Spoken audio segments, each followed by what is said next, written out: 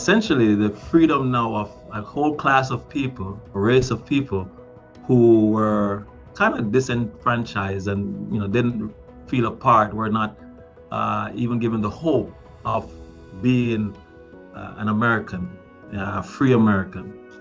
And so as long as you celebrate it for the generation that is present and those that is to come, will actually realize what occurred, and it'll be etched in history. And I think on a whole, everybody benefits from, knowing their history.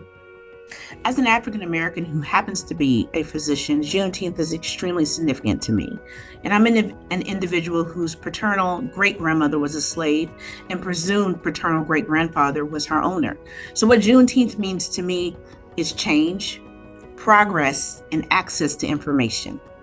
Juneteenth for me is actually a revelation that points out something that occurred at that specific time that is of importance, of course, not only to those who benefited, but really to community and the United States as a whole.